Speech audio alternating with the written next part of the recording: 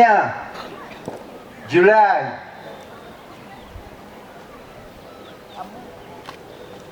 2015 kitaffe Bishop Kakooza lwewandiika ebbaluwa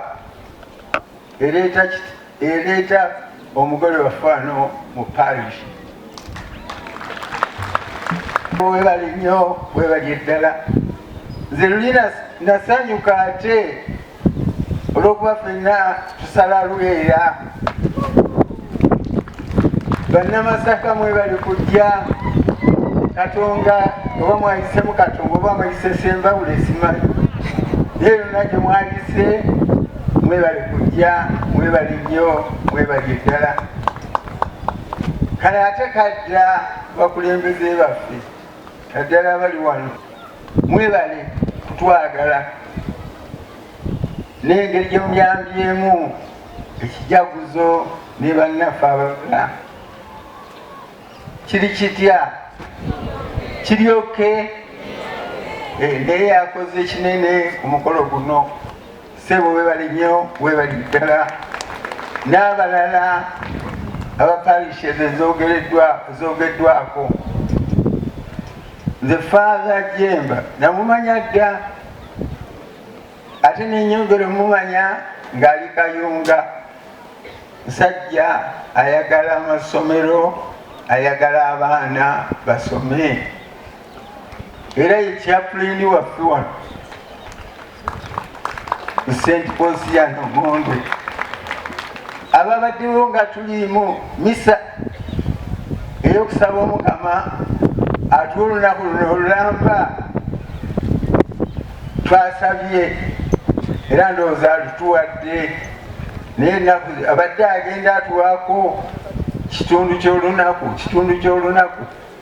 era otunyumizaamu ne vika gyeno nga nti olwali tumusabe atuwa olunaku lulamba kubanga tuli mu ssanyu, tuli mu kujaguza.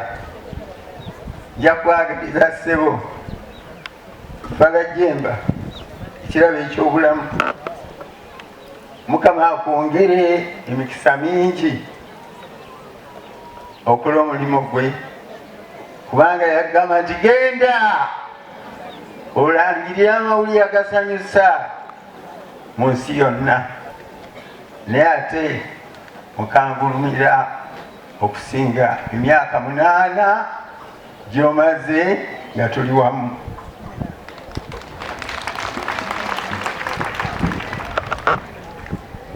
Kakati akadde katuuse ate mpite kitaffe Bishop Kakooza Omusumba waffe nga mwebaza okutusumba obulungi na bino byonna betubeerako. Bwagira nti ennaku z'omwezi mmeka ng'awandiika, ate wawandiika teyeerabira. Kakati ateerabira oyo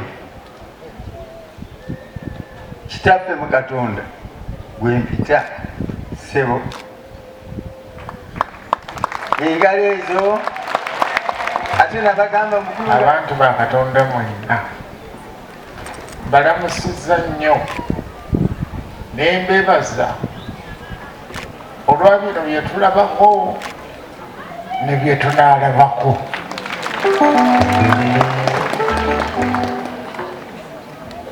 Ssebo Lwanga Jjemba emyaka 25 kitegeeza makungula.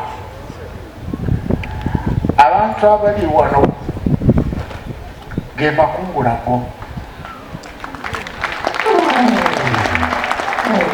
Abantu abali wano be bakiikiridde amakungula gonna. Tuli basanyufu, emirundi mingi tetulowooza ku makungula, naye bano bonna bazze kubanga wasiga ensiko. Bw'omala okukuza emyaka 25 mu busaseredoti n'okungula bw'oti oddayo n'osiga mu sizoni endala. Sebo Lwanga Jjemba season etandise eyokubiri tandikirawo okusiga kubanga tuli mudde mwakuba tufune amakungula amalala. Abaana bano ababadde bambadde ebyeru mbalabye nga bamalayika abazze okutwala amakungula, era bwe batuuse wano ne baddayo nga bagamba nti amakungula gakyali. Twagala okusiga sizoni eddako, lwe banadda batwalire eddala amakungula gaffe. Basema abasaseredoti mwebale kujja kubanga olunaku luno mulutegeera okusinga abalala. Badde nsaba mbategeeza olunaku luno mubeere nga abasaseredoti ate naddala kubanga muli basaseredoti. Obusaseredoti buba bwa Kristu yekka. Lwanga Jjemba tukwebaza kubanga wagabana ku busaseredoti bwa Kristu era okyabukuuma. Naffe abasaseredoti baganda twagabana ku busaseredoti bwa Kristu, omusaseredoti omukulu. Obusaseredoti tugabanako bugabane bulina nnyini bwo. Kyova olaba nti omusaseredoti tayinza kwetengerera ne bagamba nti Kangulumira waliyo Father ali wali asula mu nnyumba ye, tomusangayo kubanga obusaseredoti bwa Kristu si bubwe, si maneja, si musuubuzi. Obusaseredoti buba bwa Kristu, ate obusaseredoti bwakutwalira bakristu. Basooba Father mwebale okujja okuza obusaseredoti bwaffe obw'emyaka 25.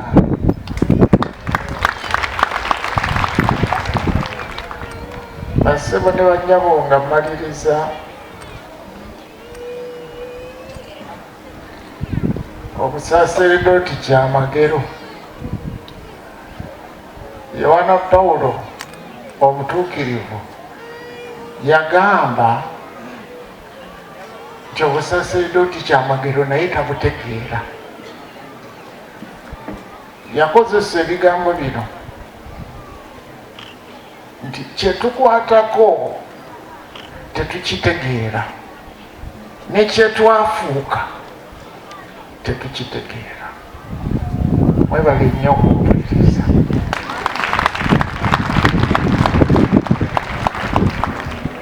Mu budde buli Yesu yali asaabala mu lyato, eyali ajezebwajezebwa Sitaani n'amwegayirira bagende bonna.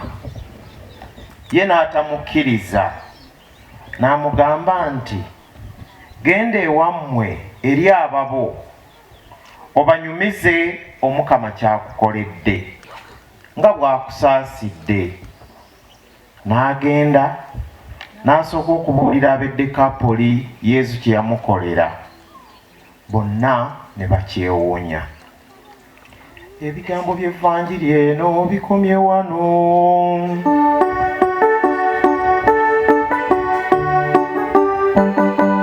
Waliwo bye tulya ne bye tutalya. Kristu ne nnyaffe Ekereziya gye batusaba okwerekereza ku lw'obulungi bw'Ekereziya n'ekitiibwa kya Katonda ate ne ku lw'obulungi bwaffe. Ab'emmamba tebalya mmamba, abasiraamu tebalya mbizzi. Era bw'omanya nti mukwano gwo ye nsuubuga oba nansuubuga, ate tomufumbira mmamba. Mukwano gwo ye kasimu, ate leka kumugabula mpunu. ng'owooza nti kasolo ka ggwanga kamutambuza ddembe, si kayonjo kazibu anti kamunaba gookya.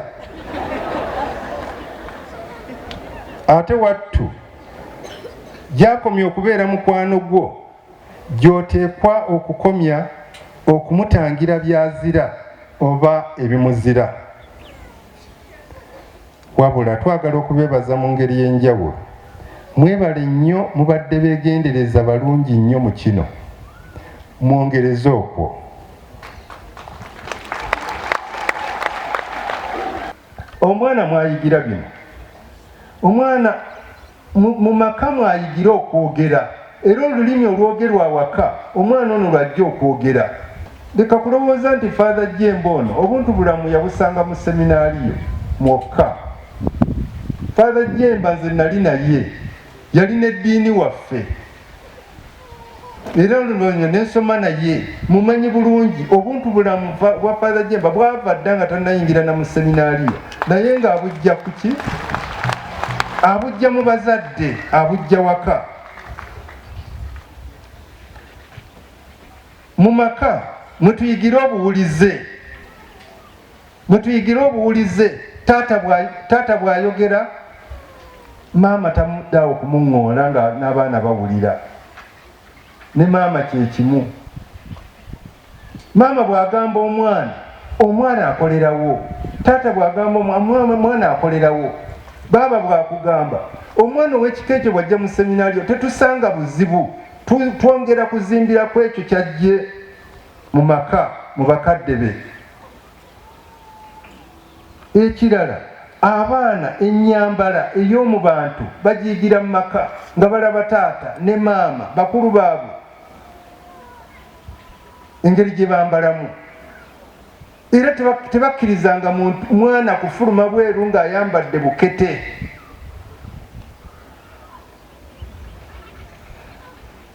Mu maka mwetuyigire empisa ez'omu bantu.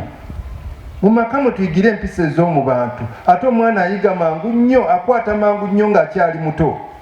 Y'ensonga lwaki ennimi ze tusooka okuyiga tuzoogera bulungi nnyo okusinga ze tuyiga oluvannyuma nga tukuze. Njagala okuwunzikana kano. Olugero lwa Laazaalo n'omugagga nga bombi bavudde mu bulamu bw'ensi eno. Omugagga asaba Ibulayimu aweereze Laazaalo ku nsi, alabule baganda be beenenye baleme kumaliriza nga bagenze mu muliro ogutazikira gy'ali. Ibulayimu yamuddamu n'amugamba nti balina Musa n'abalanzi babawulirize bakole kye babagamba. Omugagga yaddamu nti nedda ssebo, okuggyako omu ku bafu ng'azuukidde, era senga azuukira mu bafu, n'abagamba ekiri eno bwe banakkiriza. Ibulayimu yamuddamu n'amugamba nti bwe bataawulire Musa n'abalanzi, omu ku bafu ne wanaazuukira tebajja kukkiriza. Era oluvannyuma ekyewuunyo ekyo kyakolebwa, Yesu n'azuukiza Laazaalo, naye kyabakyusaako kinene. Yesu tebaamutta, era ne Yesu nga bamaze okumutta n'azuukira ne bamulaba, bonna bakkiriza. Abo nno abo abanoonya ebyewuunyo, ebyewuunyo si mwe muva okukkiriza. Okukkiriza okwannamaddala kuli mu musaalaba ekyewuunyisa.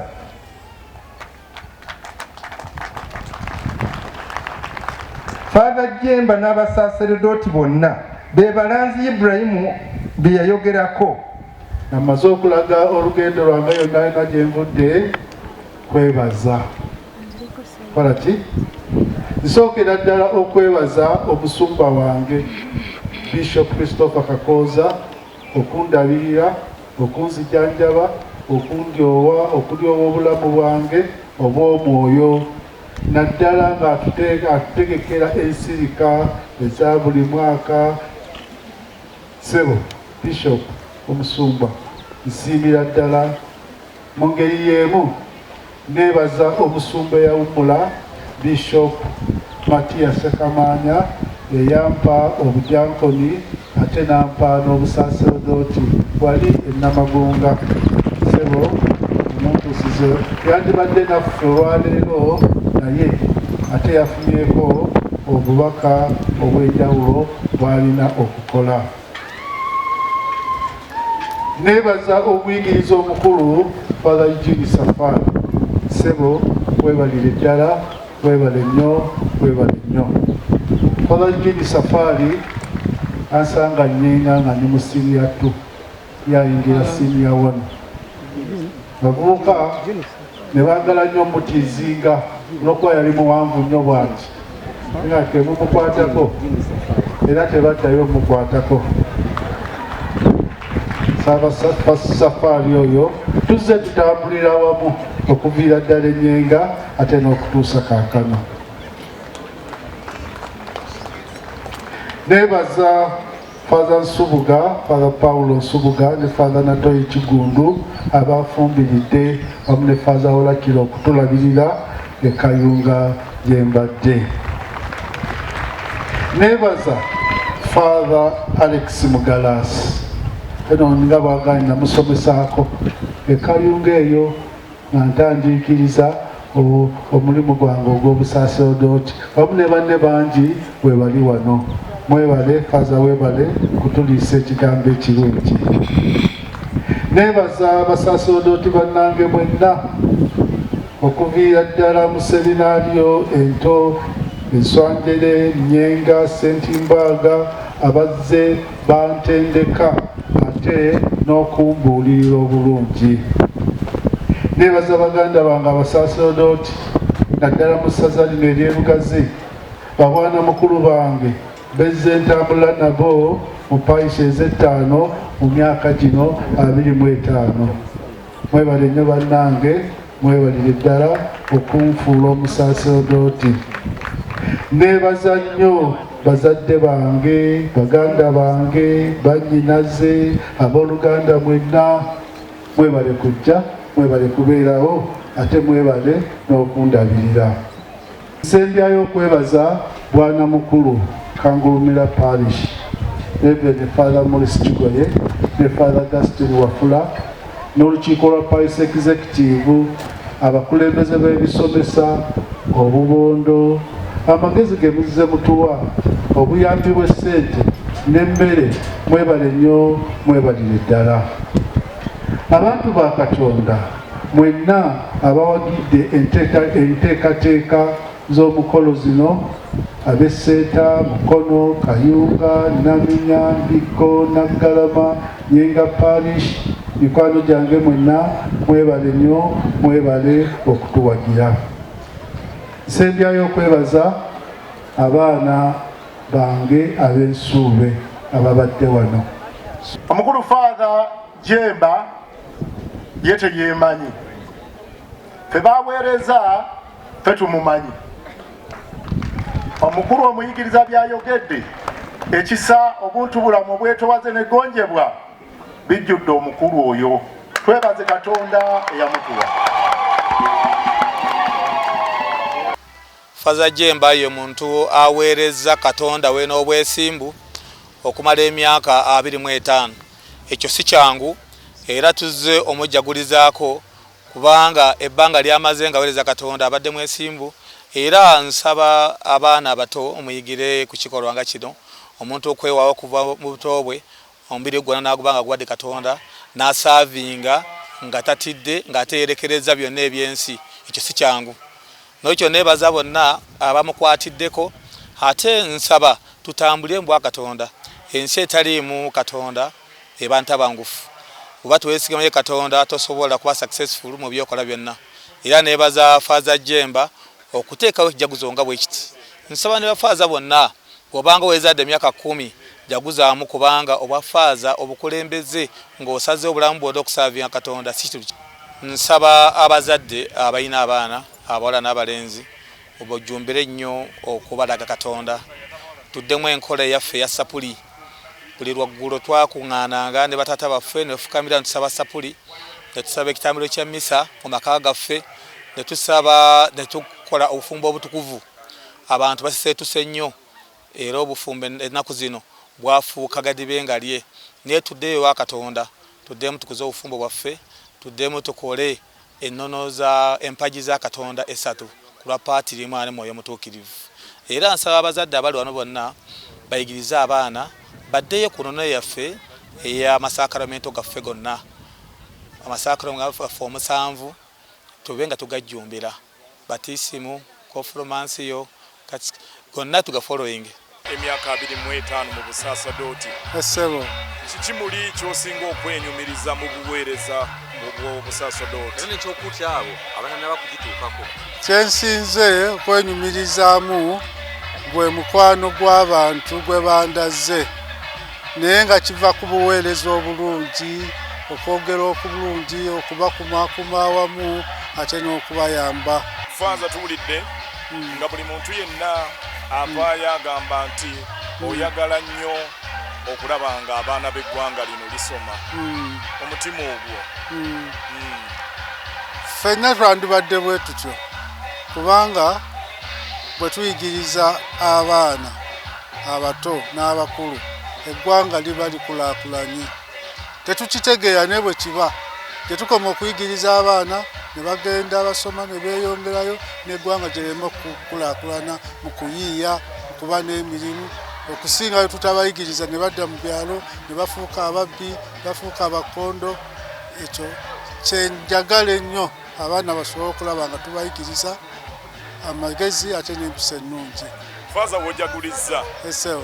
ng'ebikolwa eby'abantu ab'emitima emibi bano bawa abaana abasomi batalina misango bano abalala batta bannaabwe kubatema ki ky'okuutira abantu abo?